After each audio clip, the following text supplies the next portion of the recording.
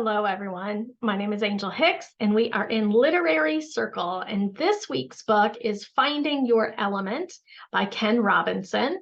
And in this book, Ken really talks about how to find your talents and passions and embrace them, coming up with your own definition of happiness so you can combine what you love with what you're really good at and really living this long, happy life. So he talks about, it shows you really how to combine these things into something that really makes you happy, regardless of what the world is telling you you should do. So the three lessons we're going to talk about through this book today is one, take a second to really appreciate your own absolutely unique life. There's never going to be another one like it. Everything is unknown, so it makes no sense to be afraid of it. And three, find your hidden talents by looking at what your teachers said you were bad at. Were you really bad at those things? Or did you just learn differently? Maybe you were bad at those things earlier in life, and now you're not so bad at those things. So take a look at those. The first lesson is stop for a second just to appreciate how unique you really are. The first thing is just no human person in the history of the world has had the same biology and psychology as you. No one. We're like snowflakes in the world, right? No one is shaped the same. No one thinks the same. No one's had the same experiences as you. You are truly a unique being on this earth and in the universe. Two, no one will ever have the same genetic code as you ever again.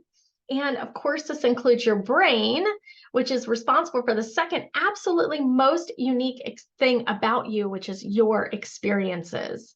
People may have similar things happen to them, but no one is going to have your take on it, your feelings, your perseverance, the things that make you unique and you. You're the only one. And number three, you can never recreate life as you're living it. You can never go back, right, and recreate any experience, any feelings, anything that you have about your past. No, take a second, he says, to really appreciate your life as being one of a kind, right? Nobody can ever have the same experiences with the same people in the same moment as you have.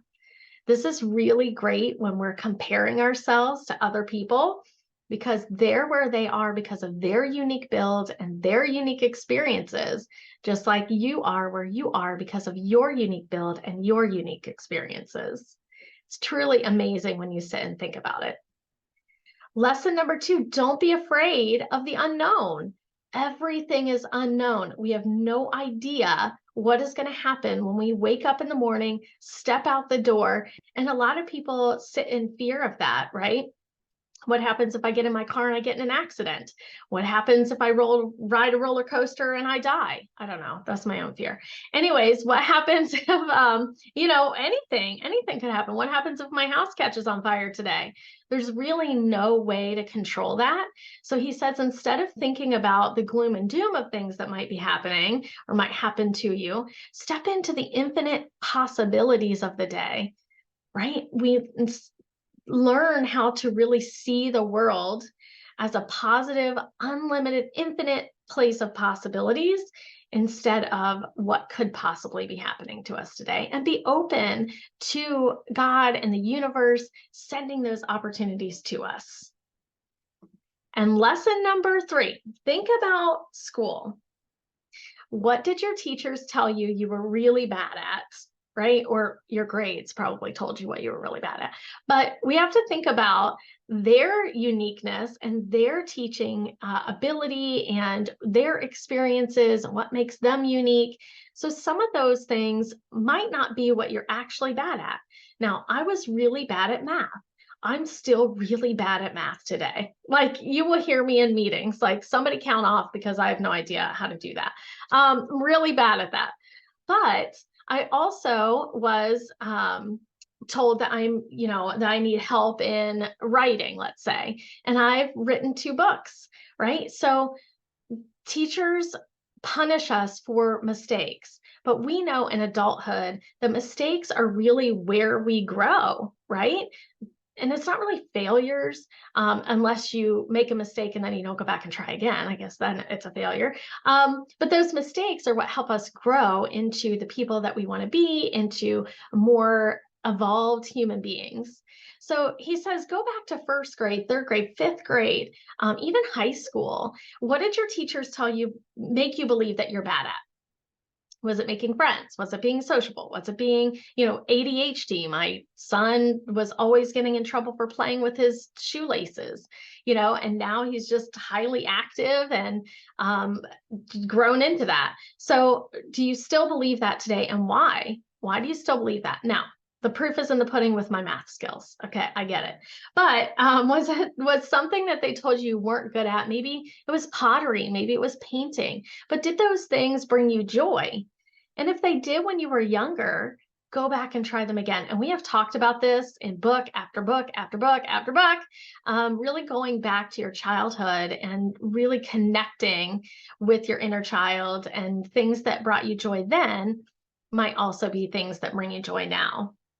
So he says, just ask more of those questions, and maybe you might find one of your hidden talents or passions. So he says the best way to do this is to just turn down the noise. And what does that mean? That means everyone is coming at us, telling us who we should be, what we should do, especially as women. Well, men too. I mean, people are coming at us at all times, telling us what we should do, who we should be, where we should go, how great we should be. What does success look like? Success is going to look like different things to each of us, right? And so he says, really just turn down the noise of the external world, get really connected to yourself and your feelings about things and who you want to be, because this is your life. You're the only one that can live it, right? Your experiences. So he says, tune out the noise, create space to be alone. And of course, we know meditation can do a lot of things for that. And we just talked about this in Coach's Corner this week, where we really dove into different meditations, different ways to meditate. And it doesn't always have to look the same. If one of the girls in the group said, well, I heard that you should brain dump first and then meditate. And for me, if I brain dump first and then try to meditate, my brain is on my list, right? So I need to sit down, be closed, and then I just write down sentences that are coming to my mind, good, bad, or indifferent. They have no weight. They're just words. They're just thoughts. And I can then concentrate. So just find what works for you in meditation, but really spending time with yourself. And we do know, of course, that even 10 minutes a day of self-care, sitting down with a cup of tea, meditating, getting into the word, whatever that is for you, maybe reading a book. And we know that those things really can fill our cups when we're alone with our own selves. So one thing I learned in my coaching program too is just writing down those sentences, good, bad, indifferent. They're just sentences. Once you bring that stuff out to the light, it has a lot less power over you, right? Brene Brown taught us that.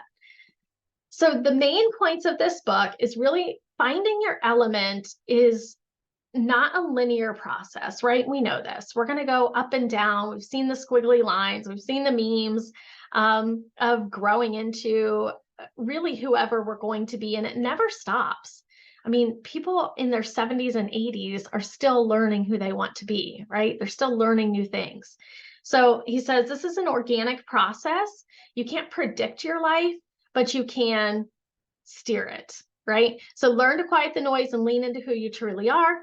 The exercises to help you discover what you're good at, and really learn to change your perspective in order to find your element. So here are our breakout questions that we're going to talk about today. And as always, I encourage you to grab your journal and just ponder these questions and journal about it. So number one, do you feel that you're living in your element, your zone of genius? Do you feel like you got it? If you could pinpoint what that is, what would it be? And out of all the things you do, which one do you think is really living in your element? Is that in personal or business life? Like, where do you feel like you thrive and strive the most? Second question, what were you bad at in school? Just write it down. Just journal about it. What were you bad at school? Does that still stand today? Or have you grown into being more skilled at that task? And then is there anything that you think you could do that would improve you living in your element? So an activity or an experience that you may be able to add to your life to help you really strengthen living in your element and add more joy and happiness to your life. So I really love this book. I hope you did too, and we will see you next week. Bye.